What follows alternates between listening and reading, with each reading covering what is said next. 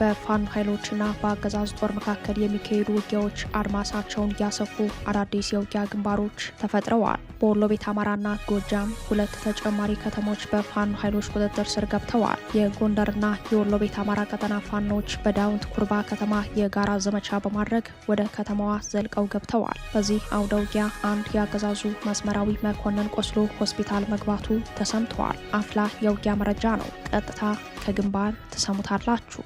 የብልጽግና ሰራዊት በበኩሉ ወሳኝ የፋኖ ይዞታዎችን ለመያዝ የሙሉ አቅም ውጊያውን ቀጥሏል። በወሎ ደጋማ ቀጠናዎች የእጁና ላስታ ቀጠና ትንቅንቁ እንደቀጠለ ነው። ጉባላ ተራራ ላይ ከባድ ውጊያ ከፍቷል። በወሳኙ ተራራ ከእግረኛ ጦሩ በተጨማሪ የአየር ኃይሉን አሰማርተዋል። ቀዳሚ የግንባር መረጃዎቻችን ናቸው። በዛሬው ዕለት የአፋብን ምክትል ወታደራዊ አዛዥ ሆነው አርበኛ ምሬ ወዳጁ ልጅ ተማረከ የሚል ወሬ በሰፊው መናፈሱን ተከትሎ ጣቢያችን በጉዳዩ ላይ መረጃዎችን ለማጣራት ጥረት አድርጓል። በእርግጥ የአርበኛ ምሬ ወዳጁ ልጅ በውጊያ ተማርኳል ለሚለው ዜና መረጃችን ምላሽ አለው።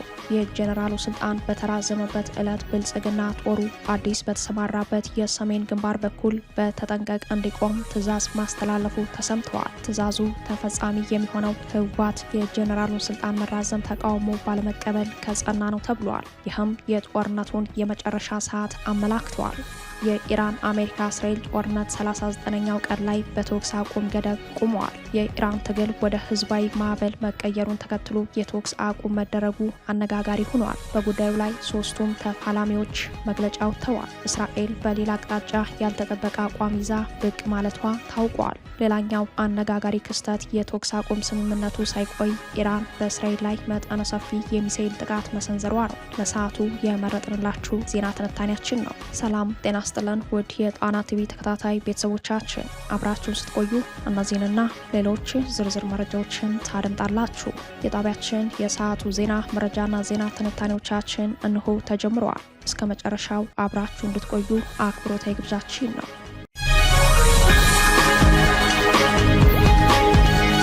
በቅድሚያም ልዩ የግንባር መረጃ ይዘናል። በዛሬው ዕለት የአፋብን ምክትል ወታደራዊ አዛዥ ሆነው የአርበኛ ምሬ ወዳጁ ልጅ ተማረከ የሚል ወሬ በሰፊው መናፈሱን ተከትሎ ጣቢያችን በጉዳዩ ላይ መረጃዎችን ለማጣራት ጥረት አድርገናል። ሆኖም የአማራ ፋኖ ብሔራዊ ንቅናቄ አፋብን ምክትል ወታደራዊ አዛዥ የአርበኛ ምሬ ወዳጅ ልጅ በአገዛዙ ጦር እጅ እንዳልወደቀ አረጋግጠናል። በብልጽግና የሶሻል ሚዲያ አውታሮች የሚናፈሰው መረጃ ሐሰተኛ መሆኑን አርበኛው ለኢትዮ 251 ሚዲያ መግለጹንም ታዝበናል። በአገዛዙ የፕሮፓጋንዳ ክንፎች አማካኝነት የምሬ ወዳጁ ልጅ ተማረከ በሚል የሚሰራጨው ወሬ የፋኖን የትግል ሞራል ለመንካት የታለመ የስነ ልቦና ጥቃት መሆኑን የገለጸው አርበኛው መረጃው ፍጹም ከእውነት የራቀና መሬት ላይ የሌለ ድራማ መሆኑን ነው ማረጋገጫ የሰጠው። አገዛዙ መሬት ላይ ባለው ውጊያ እየተሸነፈ በመምጣቱ መሰል የሐሰት ወሬዎችን በማምረት ህዝብን ለማደናገር እየሞከረ መሆኑን አውቆ ህዝቡ በመሰል የፈጠራ ወሬዎች እንዳይደናገር መልእክቱን አስተላልፈዋል። በመቀጠል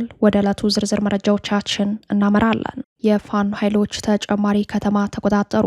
ሰዴ ከተማ በፋኖ ቁጥጥር ስር ውላለች። ብልጽግና በበኩሉ ወሳኝ የፋኖ ይዞታዎችን ለመያዝ የሙሉ አቅም ውጊያውን ቀጥሏል። ጉባላ ተራራ ላይ ከባድ ውጊያ ከፍቷል። በወሳኙ ተራራ ከእግረኛ ጦሩ በተጨማሪ የድሮን ቅኝት አድርጓል። ብልጽግና በልዩ ወታደራዊ ዘመቻ በሰማይና በምድር በሙሉ አቅም ውጊያ ከፍቶ የፋኖ ይዞታዎችን ነጥቆ በምትኩ የፈረሰ መዋቅሩን መልሶ አዋቅሮ ለምርጫ ያደረገው ዝግጅት በፋኖ ኃይሎች መልሶ ማጥቃት በመክሸፍ ላይ ነው። አገዛዙ በልዩ ዘመቻ ኃይሉን ሰብስቦ በዘመተባቸው የውጊያ ቀጠናዎች ሁሉ የፋኖ ኃይሎች በመስዋዕትነት የታጀበ ወታደራዊ ድል በማስመዝገብ ላይ ናቸው። የፋኖ ኃይሎች በመልሶ ማጥቃትና በልዩ ኦፕሬሽን ተጨማሪ ከተማ መቆጣጠራቸውን አስታውቀዋል። የአፋብን ቴዎድሮስ እዝ የሰዴ ወረዳ መቀመጫ የሆነችውን ሰዴ ከተማን ሙሉ በሙሉ ተቆጣጠር ያለው ሲል ያስታወቀው ዛሬ መጋቢት 30 ቀን ረፋር ላይ ባወጣው የግንባር መረጃ ነው። የቴዎድሮስ እዝ 201ኛና 206ኛ ኮሮች በጋራ ባደረጉት የተቀናጀ ወታደራዊ ኦፕሬሽን ከተማዋን መቆጣጠራቸውን እዙ አረጋግጧል። በዚህ አውደ ውጊያ በከተማዋ የነበረው የአገዛዝ ጦር ከፍተኛ ሰብአዊና ወታደራዊ ቁሳዊ ኪሳራን እንደደረሰበት ነው የገለጸው። እዙ አክሎም በውጊያው ከፍተኛ ወታደራዊ ኪሳራ ከደረሰበት የአገዛዝ ጦር መካከል ተበታትኖ የቀረው ጦር ወደ ቀራኒዮ ከተማ ሸሽቷል ሲል አስታውቋል። በውጊያው በርካታ የቡድንና የነፍስ ወከፍ መሳሪያዎች፣ የተለያዩ ተተኳሾች ቁሳቁሶች፣ ወታደራዊ ተሽከርካሪዎችና ምርኮኞች እንደቀኑት የገለጸው አፋብን ቴዎድሮስ እዝ በከተማዋ የነበረ የመሳሪያ ዲፖ በእጅ ገብቷል ያለው ተተኳሽ ተሽከርካሪዎችና ሌሎች ወታደራዊ ቁሳቁሶች በምርኮ መወሰዱን ያረጋገጠው ቴዎድሮስ እዝ በዚህ መልክ ወታደራዊ ሽንፈት የደረሰበት የአገዛዙ ጦር ድሮን በመጠቀም ከተማዋን ደብድቧታል ብሏል። የሰዴ ከተማ ነዋሪዎች እንዳረጋገጡት ከውጊያው በኋላ በከተማዋ የድሮን ጥቃቶች ተፈጽመዋል ያሉት በንጹሃንና በንብረት ላይ ጉዳት መድረሱን፣ ሆኖም ዝርዝር የጉዳት መጠኑን ማወቅ እንዳልቻሉ አሁንም በከተማዋ አስፈሪ ድባብ እንዳለ ነው ለጣና ዘጋቢ ያስረዱት። የብልጽግና አየር ኃይል ባለፉት 2 ወራት ማለትም በየካቲትና መጋቢት ወር ብቻ ከ67 በላይ የድሮን ጥቃት እንደፈጸመ፣ በመጋቢት ወር ደግሞ ከ16 ጊዜ በላይ የጀት ድብደባ መፈጸሙን መረጃዎች ያሳያሉ። በጎጃም ቀጠና ብቻ መጋቢት 25 እና መጋቢት 26 ቀን በጃዊ ፊልፊል፣ በጃዊ ጓጉሳ ማርያምና በጃዊ አሞራንገት የተሰኙ መንደሮች ከ7 በላይ የጀት ድብደባ መፈጸሙ ይታወሳል። የጀትና የድሮን ጥቃቱ አሁንም ሲቀጥል ከቅርብ ጊዜያት ወዲህ በየቀኑ ሊባል በሚችል ደረጃ የአየር ድብደባው እንደቀጠለ ነው። በትናንትናው ዕለት በወሎ ቤት አማራ በሰሜን ወሎ ዞን ግዳን ወረዳ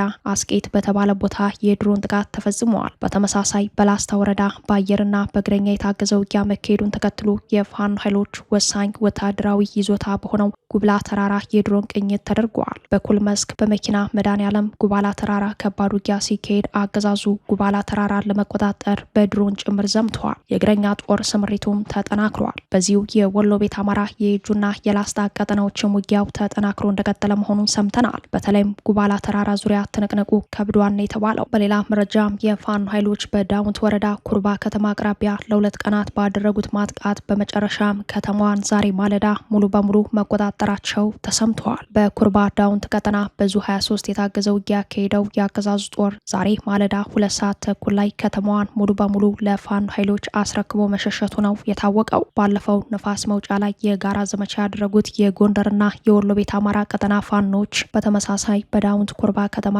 የጋራ ዘመቻ በማድረግ ከተማዋን መቆጣጠር እንደቻሉ የፋኖ ምንጮች ለጣና አረጋግጠዋል። ፋኖቹ ባለፉት 3 ሳምንታት በተከታታይ በጨጭሆ፣ በመቄት፣ ደብረ ዘቢጥ እስከ ዳውንት ድረስ የተናበበ የጋራ ዘመቻ እያደረጉ ይገኛሉ። ይህ አይነቱ የጋራ ዘመቻ በዛሬው ዕለት በፋኖ ኃይሎች እጅ የገባቸውን ኩርባ ከተማን አይነት ድል እንደሚያመጣ ነው በግንባር መረጃው ላይ የተመላከተው። አድማጭ ተመልካቾቻችን በዚሁ የወሎ ቤት አማራ ቀጠና ያሉ አፍላ የውጊያ መረጃዎችን የግንባር ዘጋቢያችን ተጨማሪ መረጃ እንደሚከተለው ያደርሰናል። ሰላም ጤና ይስጥልን፣ እንደምን ዋላችሁ። ወደ ሰዓቱ የግንባር መረጃዎቻችን ስናመራ በዛሬው ዕለት በአማራ ክልል በሁሉም ቀጠና ከባድ አውደ ውጊያዎች እየተደረጉ ሲሆን በተለይም በወሎ ቤት አማራ ትናንት የጀመረው ትንቅንቅ ዛሬም ቀጥሎ በተለያዩ ቦታዎች ላይ በአገዛዙ ላይ አፋብን ምኒልክ ዕዝ ከፍተኛ ድል እየተቀዳጀ ይገኛል። በተለይም በሰሜን ወሎ ዳውንት ወረዳ ኩርባ ከተማ በመግባት ከሌቱ 11 ሰዓት ጀምሮ ይህ ዜና አስተናቀረበት ሰዓት ድረስ በአገዛዙ ላይ ከፍተኛ ኪሳራ ያደረሰበት ሲሆን እስካሁን ባለው መረጃ 2 ብሬን፣ 1 ስናይፐር እና በርካታ ክላሽንኮቭ መሳሪያ የፋኖ ኃይሎች ሲማርኩ በርካታ የአገዛዙ ሰራዊቶች ሙትና ቁስለኛ በመሆን ወደ ኩርባ ሆስፒታል እንደዚሁ ሞገል ጤና ሆስፒታል እየተመላለሱ መሆኑንም ከቦታ የደረሰን መረጃ ያመላክታል። በዚሁ በዋርላ ደላንታ ቀጠና በደላንታ ወረዳ ፀሐይ መውጫ ከተማም ከሌቱ 11 ሰዓት ጀምሮ የዜና አስተናቀረበት ባለው ሰዓት ከባድ አውደ ውጊያ እየተደረገ ሲሆን በአገዛዙ ላይ ከፍተኛ የሆነ ሰብአዊና ቁሳዊ ኪሳራ እየደረሰበት መሆኑም ታውቋል። በቦታውም እስካሁን ድረስ ከ4 በላይ አምቡላንስና በርካታ የአገዛዙ ፓትሮል መኪኖች በቁስለኛና ሙት ተጨናንቀው ወደ ወገል ጤና ሆስፒታል እየተመላለሱ መሆኑን ከአካባቢው ማህበረሰብ የደረሰን መረጃ ያመላክታል። ከሆስፒታል ምንጮቻችን ደግሞ አንድ ከፍተኛ የሆነ የጦር አዋጊም ተጎድቶ ወደ ሆስፒታል መግባቱንም መረጃዎችን አድርሰውናል። በቀጠናው አሁንም ከባድ አውደ ውጊያዎች የተደረጉ ሲሆን በተለይም በአፋብን ምኒልክ ዕዝ የቀድሞው የደጋው መብረቅ ኮር የአሁኑ 106ኛ ኮር የተውጣጡ 22ኛ 25ኛ እና 31ኛ ክፍለ ጦር በተለያዩ አሃሮቻቸው በኩል በደጋማው ክፍል በከባድ ሁኔታ በአገዛዙ ላይ እርምጃ እየወሰዱበት ሲሆን በዚሁ ቀጠና በወልዲያ ዙሪያም የባለሽርጡ ክፍለ ጦር በመርጦና እዜት በር ላይ ከባድ ትንቅንቅ አድርጎ አገዛዙን ማስለቀቁን ከቦታው የደረሰ መረጃ ያመላክታል። በአምባሰል ተራሮች በበሽሎ ወንዝ ተፋሰስም በአሁኑ ሰዓትም ከባድ አውደ ውጊያ እየተደረገ ሲሆን ሙሉ ዝርዝር መረጃውን አውደ ውጊያዎቹን የተጠናቀቁ በምሽቱ ዜናችን በዝርዝር እንመለስበታለን። ተስፋዬ ልሳኑ ነኝ ከዛው ከትግሉ ሜዳ።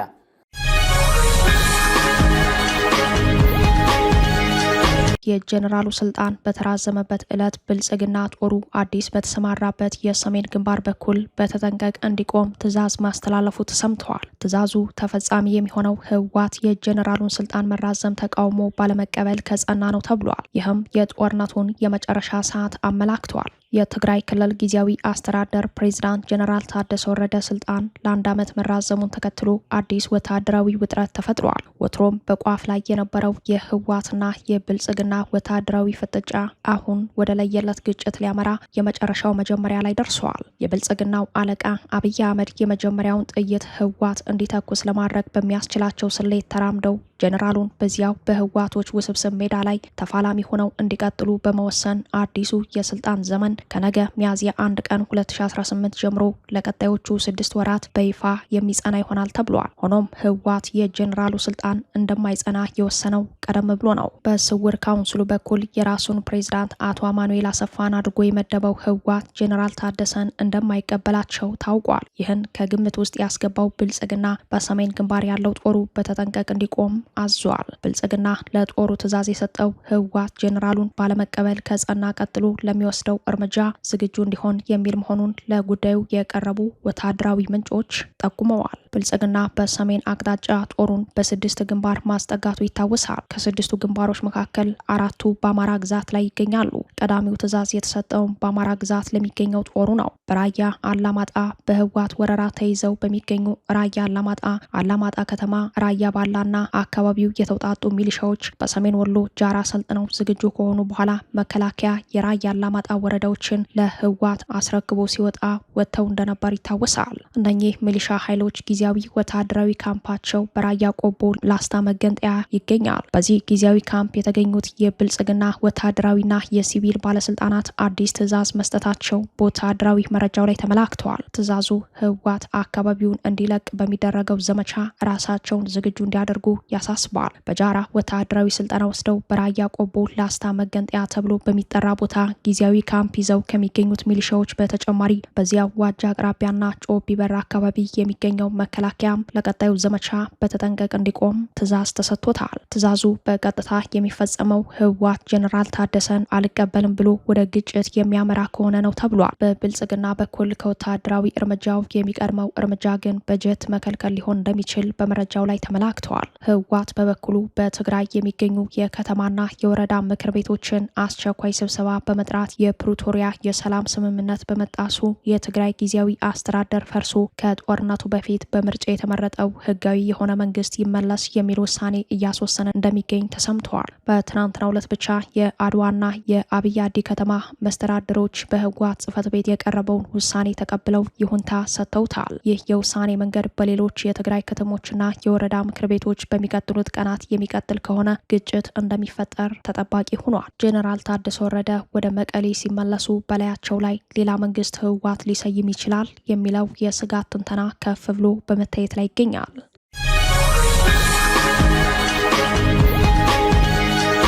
የኢራን አሜሪካ እስራኤል ጦርነት 39ኛው ቀን ላይ በተኩስ አቁም ገደብ ቆሟል። የኢራን ትግል ወደ ህዝባዊ ማዕበል መቀየሩን ተከትሎ የተኩስ አቁም መደረጉ አነጋጋሪ ሆኗል። በጉዳዩ ላይ ሶስቱም ተፋላሚዎች መግለጫ ወጥተዋል። እስራኤል በሌላ አቅጣጫ ያልተጠበቀ አቋም ይዛ ብቅ ማለቷ ታውቋል። ሌላኛው አነጋጋሪ ክስተት የተኩስ አቁም ስምምነቱ ሳይቆይ ኢራን በእስራኤል ላይ መጠነ ሰፊ የሚሳኤል ጥቃት መሰንዘሯ ነው። ለ39 ቀናት ያለ ማቋረጥ የተካሄደው የኢራን አሜሪካ እስራኤል ጦርነት በመጨረሻ ለ2 ሳምንታት ተኩስ አቁም ቆመዋል። ተኩስ አቁሙ ተፋላሚዎች በቀጣይ በድርድር ነጥቦች ላይ ለመነጋገር ጊዜ ይሰጣል። ስምምነቱ እስራኤልን ባያካትትም የአሜሪካ ስምምነት የኔም ስምምነት እንደሆነ ይታወቅልኝ ብላ መቀበሏን በጠቅላይ ሚኒስትር ቤንያሚን ኔታንያሁ ጽህፈት ቤት በኩል ወዲያውኑ አረጋግጣለች።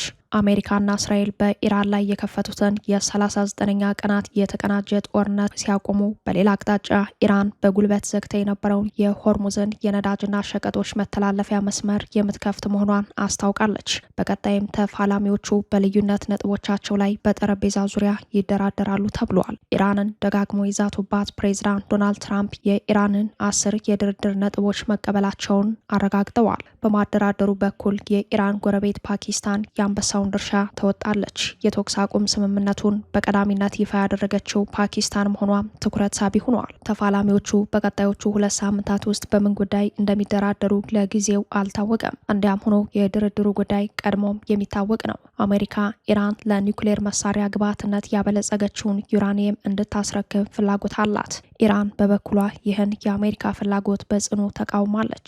በሌላ አቅጣጫ ኢራን ሌላ አዲስ መደራደሪያ ያቀረበችው ከሆርሙዝ ወሽመጥ ጋር የተያያዘ ነው። ኢራን በአዲሱ መደራደሪያዋ በጦርነት የወደመ ኢኮኖሚን መልሶ እንዲያገግም ለማድረግ በሆርሙዝ ወሽመጥ ከሚተላለፉ መርከቦች ቀረጥ መሰብሰብ አለብኝ ብላለች። የኢራንን መዳከም አጥብቃ የምትፈልገው እስራኤል በዚህ ጉዳይ አሜሪካ ላይ ጫና ታሳድራለች የሚሉ ቅድመ ትንተናዎች ወጥተዋል። ኢራን ለዓመታት በአሜሪካና በተባበሩት መንግስታት የጸጥታው ምክር ቤት ማዕቀብ ስር ናት። ይህም በመሆኑ ኢራን በአሁኑ ሰዓት በዚሁ በ15 ቀናቱ የተኩስ አቁም ስምምነት ድርድር ውስጥ ለዓመታት የተጣሉባት ማዕቀቦች እንዲነሱላት ትፈልጋለች። በዚህ ዙሪያ አሜሪካም ሆነች ኢራን አደራዳሪዎቻቸውን ወደ ፓኪስታን ኢስላማባድ የሚልኩ መሆናቸው ሲታወቅ ውጤቱም ተጠባቂ ሆኗል። ተኩስ አቁሙ ፈርሶ የጦርነት መቀጠል ወይም አሁን ያለው የ15 ቀናት የተኩስ አቁም ስምምነት ወደ ዘላቂ ስምምነት የመቀጠሉ ጉዳይ የሚወሰነው በእነዚሁ የ15 ቀናት የአሜሪካና ኢራን ድርድር ነው። እስራኤል በዚህ ድርድር ውስጥ የለችበትም። ኢራን ከእስራኤል ጋር፣ እስራኤልም ከኢራን ጋር አይደራደሩ። አሳዛኙ ሁነት ይህ ስምምነት በሊባኖስ በኩል ያለውን ወታደራዊ እንቅስቃሴ እንደማያካትት የእስራኤል መንግስት በይፋ ማሳወቁ ነው። የጠቅላይ ሚኒስትር ቤንጃሚን ኔታንያሁ ጽህፈት ቤት በጉዳዩ ላይ በሰጠው መግለጫ በኢራን ላይ የሚሰነዘሩ ጥቃቶች እንዲቆሙ የቀረበውን ሀሳብ ቢቀበሉም በሊባኖስ ድንበር በኩል ያለው ሁኔታ ግን በዚሁ ስምምነት ስር እንደማይወድቅ ገልጸዋል። ይህ ውሳኔ በተግባር የታየው የተኩስ አቁም ዜናው በተሰማበት ዕለት በደቡባዊ ሊባኖስ ሳዳና ሌሎች አካባቢዎች ላይ የአየር ጥቃቶች መቀጠላቸውን ተከትሎ ነው። የእስራኤል ወታደራዊ አመራሮች በሊባኖስ በኩል ያለውን ዘመቻ አጠናክሮ መቀጠል አስፈላጊ መሆኑን የገለጹት በሰሜናዊው የሀገሪቱ ክፍል ያለውን የጸጥታ ሁኔታ አስተማማኝ ለማድረግና ከድንበር አካባቢ የሚሰነዘሩ ጥቃቶችን ለመቀነስ ካላቸው ግብ አንጻር እንደሆነ ጠቁመዋል። ይህም በኢራን በኩል የታየው ጋብታ በሊባኖስ ግንባር ላይ አለመንጸባረቁን ያሳያል። በዚህ ተስፋና ውጥረት ውስጥ የተኩስ አቁም ስምምነቱ ሳይቆይ ኢራን በእስራኤል ላይ መጠነ ሰፊ የሚሳኤል ጥቃት መሰንዘሯ ተሰምቷል። የተኩስ አቁም ስምምነት መደረሱ በይፋ ከተበሰረ በጥቂት ሰዓታት ልዩነት ውስጥ ኢራን ቁጥራቸው የበዛ የሚሳኤል ድብደባዎችን በእስራኤል ላይ መፈጸሟ ተሰምቷል። ረቡዕ ሌሊቱን በተፈጸመው በዚህ ጥቃት በመላው እስራኤል በደቡብ በመካከለኛውና በሰሜን ግዛቶች የጥቃት ማስጠንቀቂያ ደውሎች ሲጮሁ አድረዋል። በተለይም እንደ ቴልአቪቭ፣ ሃይፋና ኢየሩሳሌም ባሉ ዋና ዋና ከተሞች ነዋሪዎች ወደ መጠለያዎች እንዲገቡ ተደርጓል።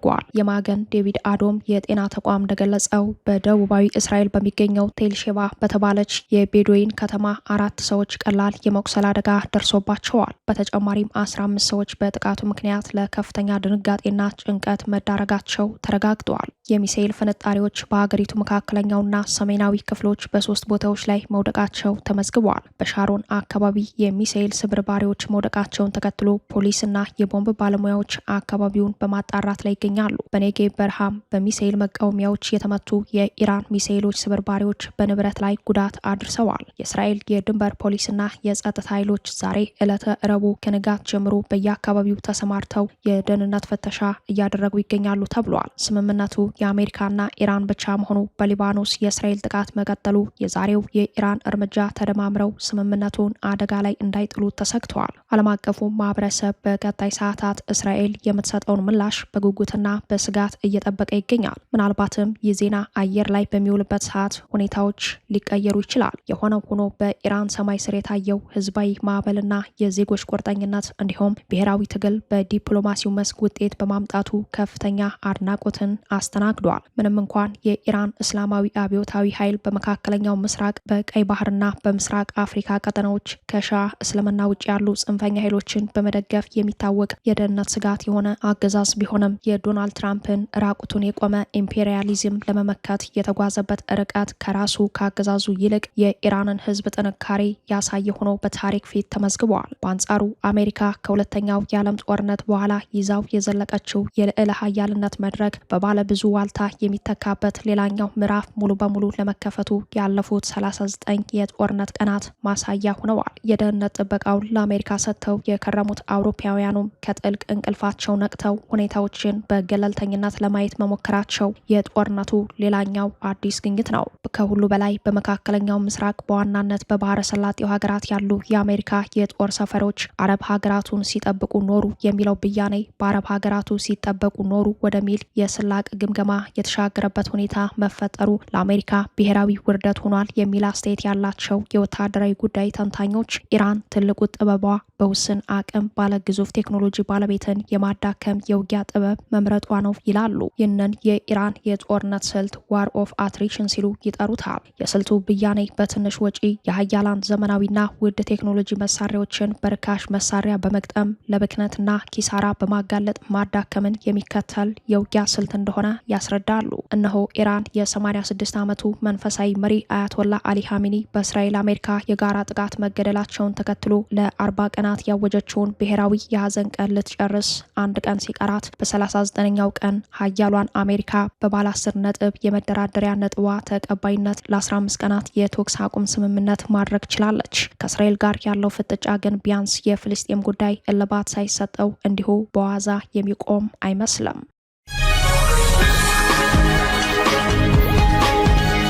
ክቡራትና ክቡራን ቤተሰቦቻችን ለሰዓቱ የተሰናዱት መረጃዎቻችን የተከታተሏችኋቸውን ይመስሉ ነበር። አብራችሁን ስለቆያችሁ ልባዊ ምስጋናችን ይድረሳችሁ እያለን የጣና ቲቪ ወቅታዊ ዜናዎች፣ ትንታኔዎችና ልዩ ልዩ ፕሮግራሞች እንዲደርሷችሁ ቻናላችን ሰብስክራይብ በማድረግ ቤተሰብ ይሁኑ። በተሳትፎ የትግል ሚዲያው እንዲያጠናክሩ ጥሪያችን እናቀርባለን። ጣና ቲቪ ከሀቅ ጋር